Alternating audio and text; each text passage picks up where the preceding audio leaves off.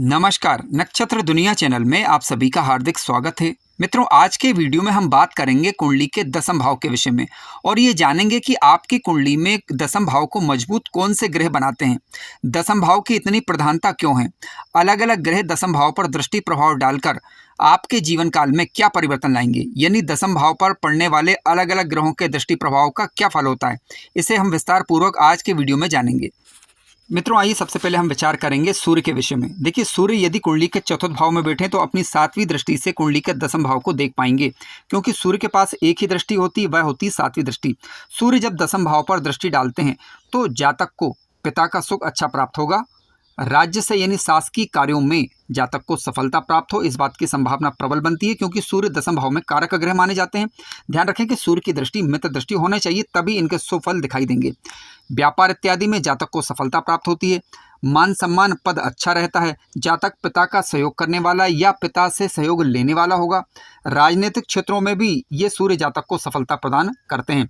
इसके अलावा जातक में आत्मविश्वास भरपूर मात्रा में रहेगा, राजनीतिक सम्मान प्राप्त होगा, ठीक है, और नेतृत्व का गुण भी अच्छा पाया जाता है।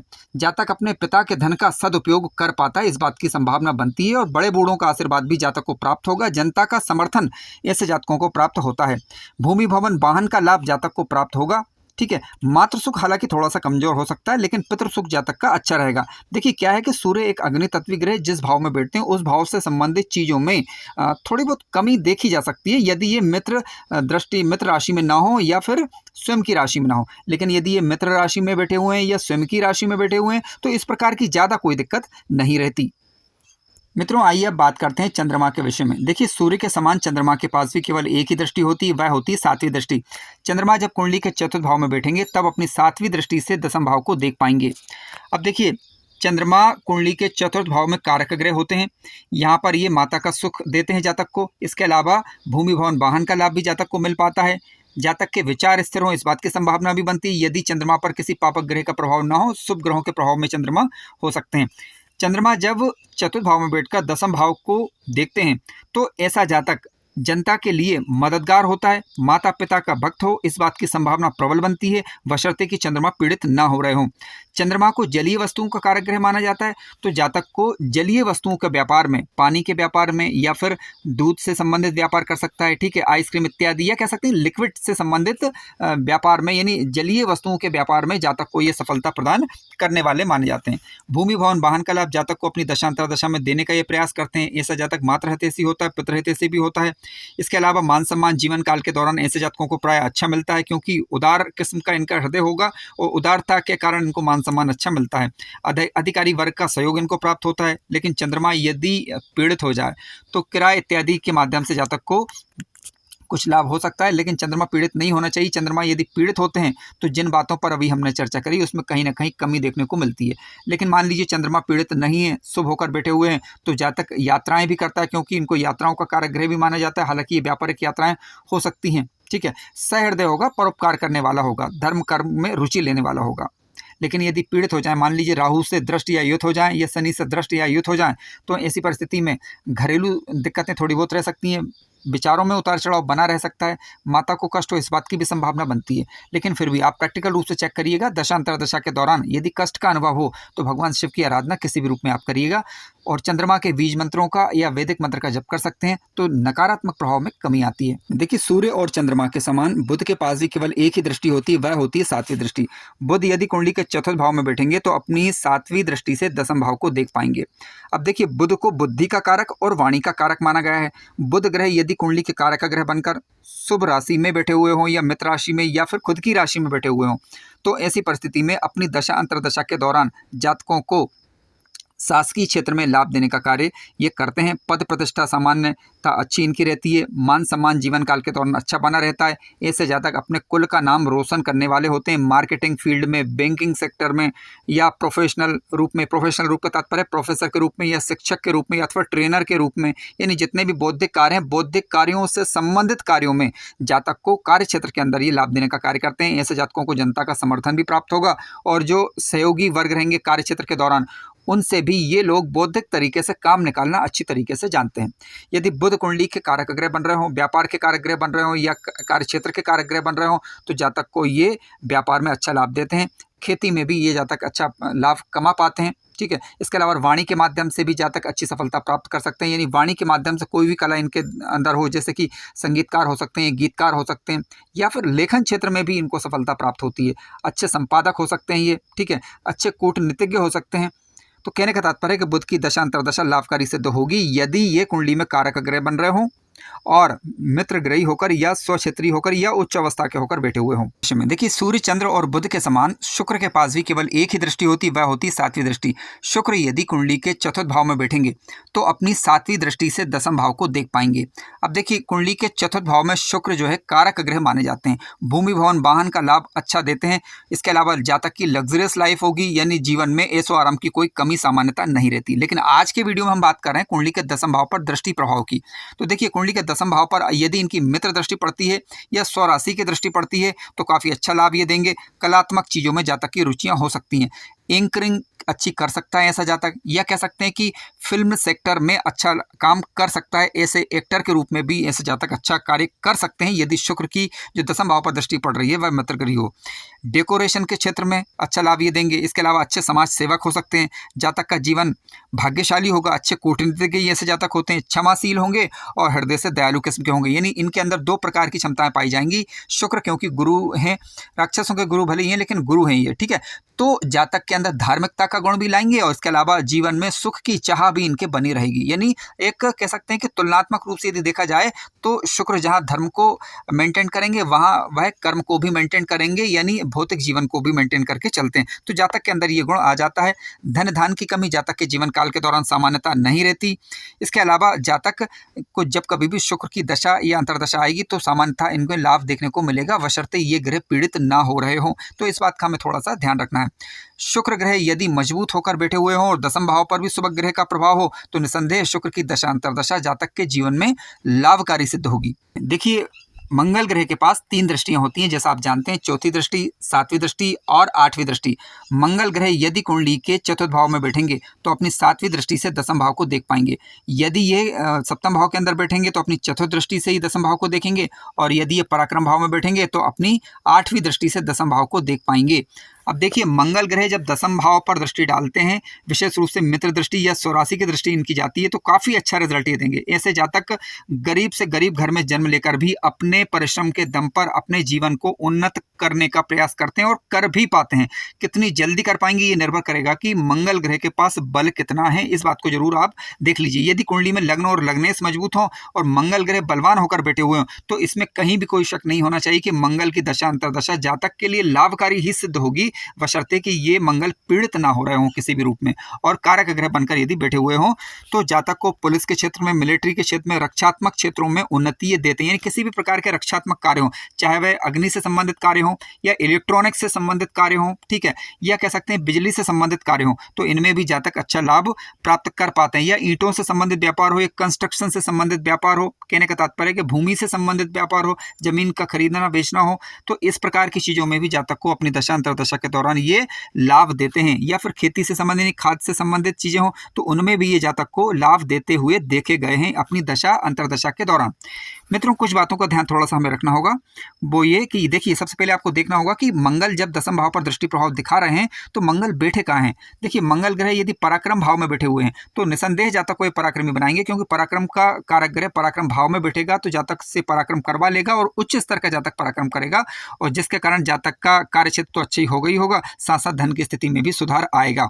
लेकिन यदि मान लीजिए कि मंगल ग्रह कुंडली के चतुर्थ भाव में या फिर सप्तम भाव में बैठे हुए हों तो हमें यहाँ कुछ बातों को समझना होगा, क्योंकि चतुर्थ भाव में और सप्तम भाव में मंगल ग्रह जातक को मांगलिक भी बनाते हैं। अब जातक जब कभी मांगलिक होता है तो जातक को मंगल दोष की शांति करवाना आवश्यक है, विवाह पूर्व कम से कम, क्योंकि देखिए, यदि आप मंगल दोष की शांति नहीं करवाएंगे तो कहीं ना कहीं जीवन की उन्नति में ये दिक्कत देते हैं, यानी आसानी से जातक ग्रोथ नहीं कर पाता जीवन काल के दौरान। 28 वर्ष के पश्चात ही फिर जीवन में उन्नति देखने को मिलती है। लेकिन यदि आप मंगल दोष की शांति करवा लेते हैं तो निसंदेह आपके जीवन में ग्रोथ भी अच्छा होगा और वैवाहिक दृष्टि से भी फिर ये ठीक रहेगा। क्योंकि यदि मांगलिक, देखिए, कोई व्यक्ति मांगलिक होता है तो उसकी शादी कुंडली मिलाकर की जानी चाहिए, यानी मांगलिक की शादी मांगलिक से कराई जानी चाहिए ताकि जीवन काल के दौरान किसी प्रकार की दिक्कतें ना हो। या फिर मंगल दोष की शांति करवाना अति आवश्यक है। तो ध्यान रखें, यदि मंगल चतुर्थ में है या फिर सप्तम भाव में है तो मंगल दोष की शांति अवश्य करवा लें या विवाह पूर्व कुंडली मिलान जरूर करवाएं। मित्रों आइए अब बात करते हैं गुरु ग्रह के विषय में। देखिए गुरु ग्रह के पास भी 3 दृष्टियां होती हैं, 5वीं, 7वीं और 9वीं दृष्टि।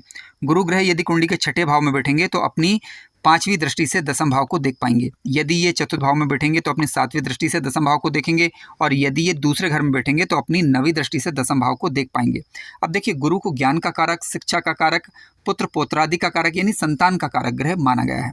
अब गुरु महाराज जब कुंडली के दसम भाव पर दृष्टि दिखाएंगे तो इस भाव को काफ़ी अच्छा कर देंगे, यानी जातक व्यापार कर रहा हो या नौकरी कर रहा हो उसमें ये जातक को सफलता देते हैं। गुरु ग्रह जहाँ भी दृष्टि डालेंगे उस भाव की शुभता में बढ़ोतरी करने का ही प्रयास ये करते हैं, बशर्ते ये खुद पीड़ित ना हो रहे हों। अब देखिए दसम भाव पर दृष्टि डालकर जातक के व्यापार और कार्य क्षेत्र को तो अच्छा करेंगे। इसके अलावा जातक को पुत्र पौत्रादि से जातक संपन्न होता है, यानी संतान युक्त होता है। इसके अलावा मान सम्मान जीवन काल के दौरान अच्छा रहता है। ठीक है, जातक अच्छा शिक्षक हो सकता है, अच्छा लेखक हो सकता है, अच्छा पुरोहित हो सकता है, अच्छा आध्यात्म का जानकार हो सकता है, ज्योतिष में इत्यादि में जातक की रुचियां हो सकती हैं। जातक अच्छा प्रोफेसर हो सकता है, लेखन क्षेत्र में या अध्यात्म के क्षेत्र में जातक को सफलता ये देने का कार्य करते हैं। जातक की वाणी सत्य हो, इस प्रकार की संभावना भी बनती है। जातक को शिक्षा क्षेत्र में विशेष रूप से सफलता प्रदान करने का कार्य करते हैं। मान सम्मान समाज में अच्छा रहता है, जनता का सहयोग जातकों को प्राप्त होता है, बड़े बूढ़ों का आशीर्वाद भी ऐसे जातकों को प्राप्त हो जाता है। यानी कहने का तात्पर्य है कि गुरु जब दसम भाव पर दृष्टि डालेंगे तो इसको काफ़ी अच्छा कर देते हैं। लेकिन ध्यान रखिएगा कि गुरु कुंडली में कारक ग्रह होना चाहिए। अब मान लीजिए कुंडली के छठे भाव में यदि गुरु ग्रह बैठे हुए हों, जब दृष्टि प्रभाव दिखाएं तो फल तो अच्छे ही देंगे, क्योंकि इनकी दृष्टि जो है वो अच्छा सुप्रभाव लेकर आएगी। लेकिन गुरु ग्रह जब मान लीजिए धनेश बनकर या लाभेश बनकर छठे भाव के अंदर आ गए तो सीधी सी बात है, कहीं ना कहीं धन से संबंधित परेशानियों से जातक जूझेगा। ठीक है, यदि धनेश या लाभेश बनकर छठे भाव के अंदर आ गए हैं, छठे भाव में जब ये जाएंगे तो इस भाव को अच्छा करने का प्रयास करेंगे। लेकिन होगा क्या कि इनकी खुद की ऊर्जा में, एनर्जी में कहीं ना कहीं थोड़ी बहुत कमी आ जाती है, जिसका कारण उतना अच्छा प्रभाव फिर ये नहीं दिखा पाएंगे जितना अच्छा इनको दिखाना चाहिए। हालांकि आप कुंडली में देखें कि ये मित्रग्रही होकर बैठे हुए हैं छठे भाव के अंदर, ये शत्रुग्रही होकर बैठे हुए हैं, ये बात काफ़ी मैटर करेगी। और यदि ये मजबूत भी हुए तो फिर निसंदेह अपनी दशांतर दशा के दौरान कार्य क्षेत्र को भी अच्छा बनाएंगे, यदि दसम भाव से इनका दृष्टि संबंध बन रहा है। मित्रों आइए अब बात करते हैं शनि ग्रह के विषय में। देखिए शनि ग्रह के पास भी 3 दृष्टियां होती हैं, तीसरी दृष्टि, 7वीं दृष्टि और 10वीं दृष्टि। शनि महाराज यदि कुंडली के अष्टम भाव में बैठेंगे तो अपनी तीसरी दृष्टि से दसम भाव को देख पाएंगे। यदि यह कुंडली के चतुर्थ भाव में बैठेंगे तो अपनी 7वीं दृष्टि से दसम भाव को देख पाएंगे। यदि ये लग्न में बैठेंगे तो अपनी 10वीं दृष्टि से दसम भाव को देख पाएंगे। अब देखिए शनि महाराज को परिश्रम का कारक, मेहनत का कारक, नौकरी का कारक, मजदूर वर्ग का कारक ग्रह माना गया है। शनि महाराज, मान लीजिए सबसे पहले हम विचार कर लेते हैं, शनि महाराज लग्न में बैठे हुए हैं। ठीक है, लग्न में बैठकर मान लीजिए दसम भाव को देखेंगे तो जातक को परिश्रम अधिक करना होगा। क्योंकि इनकी तीसरी दृष्टि कुंडली के फिर तीसरे भाव पर होगी, यानी पराक्रम के भाव पर होगी। तो जातक से ये पराक्रम यानी मेहनत अधिक करवाएंगे, और मेहनत अधिक करवाने के बाद निसंदेह जातक को कार्य क्षेत्र में ये लाभ अवश्य ही देते हैं। शनि महाराज यदि लग्न में बैठे हुए हैं तो एक बात जान लीजिएगा कि जब जो भी चीज़ आप चाह रहे हैं जीवन काल के दौरान वह प्राप्त हो जाएगी, बशर्ते आपने कठिन परिश्रम किया हो, लेकिन इसमें विलंब जरूर होता है। तो कार्य क्षेत्र में ये विलंब का कारण बनती है, यानी देरी से ही सही लेकिन आपका जीवन काल उत्तरार्ध में काफ़ी अच्छा कर देते हैं। यानी आपका जो अंत वाला समय रहेगा, यानी जवानी के बाद वाला समय, बुढ़ापे का समय विशेष रूप से, उस समय आपके पास सारी चीज़ें उपलब्ध हो जाएंगी जिनकी आपने कभी चाह की हुई होगी। लेकिन ध्यान रखिएगा कि इसके लिए आपको परिश्रम करना होगा। मान लीजिए कुंडली के चतुर्थ भाव में शनि महाराज बैठे हुए हैं तो इनकी 7वीं दृष्टि दसम भाव पर जाएगी, तब भी ये जातक को सेवा क्षेत्रों में, नौकरी में, राजकीय क्षेत्रों में अच्छा लाभ देंगे। शनि से संबंधित व्यापार में, जैसे तेल का व्यापार, लोहे का व्यापार, इनमें सफलता प्रदान करते हैं यदि शनि की मित्र दृष्टि कुंडली के दसम भाव पर जा रही है। मान लीजिए दसम भाव पर इनकी शत्रु दृष्टि जा रही है तो उस कार्य में ही फिर अड़ंगा डालने का कहीं ना कहीं विलंब, देरी हो सकती है, या फिर कहीं ना कहीं अड़चन आ सकती है कार्यों के दौरान। ठीक है, तो इसे ध्यान रखिएगा। शनि महाराज यदि कुंडली के अष्टम भाव में बैठकर दृष्टि प्रभाव दिखा रहे हैं तो आयु का कारक ग्रह जब आयु के भाव में बैठेगा तो जातक को दीर्घ आयु बनाने का ये कार्य करते हैं। शनि की दृष्टि दसम भाव पर जा रही है तो आप ये देखें कि मित्र दृष्टि है, शत्रु दृष्टि। यदि ये शत्रु दृष्टि जा रही है तो कार्य क्षेत्र में विलंब, रुकावट या अड़चन की सूचना देती है। लेकिन यदि मित्र दृष्टि जा रही है तो कार्य क्षेत्र में विलंब से ही सही लेकिन जातक को सफलता अवश्य ही देगी। नौकरी इत्यादि में, सेवा क्षेत्रों में जातक को सफलता प्राप्त होती है। भूमि, भवन, वाहन का लाभ भी अपना दशांतर दशा के दौरान शनि महाराज देने का प्रयास करते हैं। यदि इनकी खुद की राशि कुंडली के चतुर्थ भाव में या दसम भाव में आ रही है तो आसानी से लाभ जीवन काल के दौरान प्राप्त हो जाता है। देखिए राहु ग्रह के पास भी 3 दृष्टियां होती हैं, 5वीं, 7वीं और 9वीं दृष्टि। राहु जब कुंडली के छठे भाव में बैठेंगे तो अपनी 5वीं दृष्टि से दसम भाव को देख पाएंगे। इसके अलावा ये कुंडली के चतुर्थ भाव में बैठेंगे तो अपनी 7वीं दृष्टि से, यदि ये धन भाव में बैठेंगे तो अपनी 9वीं दृष्टि से दसम भाव को देख पाएंगे। देखिए राहु ग्रह जब कुंडली के दसम भाव को देखते हैं तो जातक को राजनीतिक क्षेत्रों में सफलता देते हैं। तकनीकी क्षेत्रों में जातक को सफलता देते हैं। इसके अलावा खुफिया विभाग, ठीक है, यानी कह सकते हैं कि गुप्तचर वाले कार्य, इनमें भी जातक को सफलता देते हैं। कंप्यूटरीकृत वर्क, यानी तकनीकी कोई से भी कार्य, चाहे कंप्यूटरीकृत वर्क हो, इलेक्ट्रॉनिक से संबंधित कार्य हो, उनमें जातक को सफलता देते हैं यदि ये कुंडली में कारक ग्रह बन रहे हों और मित्र दृष्टि प्रभाव दशम भाव पर दिखाएं, तब की हम बात कर रहे हैं, चाहे वह किसी भी भाव के अंदर बैठे हुए हो। अब मान लीजिए कि ये कुंडली में कारक होना चाहिए, लेकिन ध्यान रखिएगा कौन कौन सी लग्न में कारक होते हैं। वृषभ लग्न, तुला लग्न, मिथुन लग्न, कन्या लग्न, मकर लग्न और कुंभ लग्न, इन लग्नों में ये कारक ग्रह माने जाते हैं और इनकी दृष्टि जो है वो मित्र दृष्टि होनी चाहिए, तभी जाकर ये दशम भाव को अच्छा करने का प्रयास ये करते हैं। इनकी दशा अंतरदशा के दौरान जातक को धन इत्यादि भी प्राप्त होता है। भूमि भवन वाहन का लाभ भी जातक को ये देते हैं। इसके अलावा मान लीजिए छठे भाव के अंदर राहु बैठ जाए तो शत्रु हंता योग बनाएंगे ये, और जातक को कानूनी क्षेत्रों में भी ये सफलता प्रदान करने का कार्य ही करेंगे। अब मान लीजिए कि राहु महाराज पीड़ित हो जाएं और मित्र दृष्टि प्रभाव ना दिखाकर शत्रु दृष्टि प्रभाव दिखा रहे हो, तो जिन बातों की अभी हमने चर्चा करी, इनमें कहीं ना कहीं कमी, कहीं ना कहीं दिक्कत या परेशानी की सूचना ये देते हैं। मित्रों, आइए अब बात करते हैं केतु के विषय में। देखिए, राहु के समान केतु के पास भी 3 दृष्टियां, 5वीं, 7वीं और 9वीं दृष्टि होती है। केतु महाराज यदि कुंडली के छठे भाव में बैठेंगे तो अपनी 5वीं दृष्टि से दशम भाव को ये देखेंगे। यदि ये सब चतुर्थ भाव के अंदर बैठेंगे तो अपनी 7वीं दृष्टि से दशम भाव को देखेंगे। यदि ये धन भाव में बैठेंगे तो अपनी 9वीं दृष्टि से दशम भाव को देख पाएंगे। अब देखिए, केतु के प्रभाव मुख्यतः इस बात पर निर्भर करेंगे कि मंगल कुंडली में कारक है या नहीं। यदि मंगल ग्रह कुंडली में कारक ग्रह बन गए हैं, केतु ग्रह मित्र क्षेत्रीय होकर या स्वक्षेत्रीय होकर बैठे हुए हैं, तब अपनी दशा अंतरदशा के दौरान कुछ अच्छा लाभ भी ये देते हैं, क्योंकि केतु को ध्वजा माना गया है। ठीक है, केतु धर्म के कारक ग्रह हैं, धर्म की चीज़ों को ये बढ़ाते हैं। जातक को धार्मिक क्षेत्रों से लाभ होगा, इस बात की संभावना बनती है। कोई भी कार्य व्यापार जो धर्म से संबंधित हो, उसमें जातक को ये लाभ देने का प्रयास करते हैं। हालांकि आय में उतार चढ़ाव बना रह सकता है और पिता से कुछ मतभेद हो सकते हैं, वैचारिक मतभेद हो सकते हैं, इस बात की संभावना बनती है। आइए सबसे पहले हम विचार करते हैं कि मान लीजिए धन भाव के अंदर केतु ग्रह बैठे हुए हो। देखिए, धन भाव में केतु ग्रह को कारक ग्रह माना जाता है और यहाँ पर सामान्यतः ये अच्छा रिजल्ट देंगे। यदि ये कुंडली में कारक ग्रह बन रहे हों तब मंगल कुंडली में कारक ग्रह होना चाहिए। अब केतु ग्रह जब धन भाव में बैठकर दशम भाव पर दृष्टि प्रभाव दिखाएंगे कारक ग्रह बनकर, तो अच्छा लाभ देंगे, यानी धार्मिक क्षेत्रों के व्यापार से या कार्य से जातक को लाभ होता हुआ देखा जा सकता है। अब मान लीजिए केतु धन भाव में तो बैठे हुए हैं लेकिन अकारक ग्रह बनकर बैठे हुए हैं, तो ऐसी परिस्थिति में इनकी 5वीं दृष्टि कुंडली के छठे भाव पर होगी, तो कहीं ना कहीं रोगों में, शत्रुओं से संबंधित जातक को परेशानियां हो सकती हैं। कई बार बीमार हो जाए तो रोग समझ में ना आना, यदि कोई शत्रुता कर रहा है जातक के प्रति तो जातक ये समझ ही नहीं पाता कई बार कि उसका वास्तविक शत्रु कौन है। ठीक है, इस प्रकार की सिचुएशन निर्मित हो सकती है। केतु की दशांतरदशा के दौरान दिक्कतें पैदा हो सकती हैं, कह सकते हैं कोई ना कोई खर्चे बने रह सकते हैं, धन बचाने में उसे दिक्कत का सामना करना पड़ सकता है। अब मान लीजिए चतुर्थ भाव में केतु ग्रह बैठे हुए हैं लेकिन कारक ग्रह ना हो, तो माता से संबंधित दिक्कतें, पिता से संबंधित दिक्कतें, यानी माता पिता के साथ वैचारिक मतभेद हो या फिर माता पिता को कोई शारीरिक कष्ट हो, इस बात की सूचना ये देते हैं। इसके अलावा ये छठे भाव के अंदर मान लीजिए केतु महाराज बैठ जाएं लेकिन आकार ग्रह बनकर बैठ जाएं तो कार्य क्षेत्र में दिक्कत हो सकती है। ठीक है, व्यर्थ के खर्चे हो सकते हैं और धन बचाने में उसे परेशानियों का सामना करना पड़ सकता है यदि अकारक ग्रह बन रहे हो तब। लेकिन ये कारक ग्रह बन रहे हैं यदि, तो ऐसी परिस्थिति में धार्मिक क्षेत्रों के कार्यों से जातक को लाभ होता हुआ देखा गया है।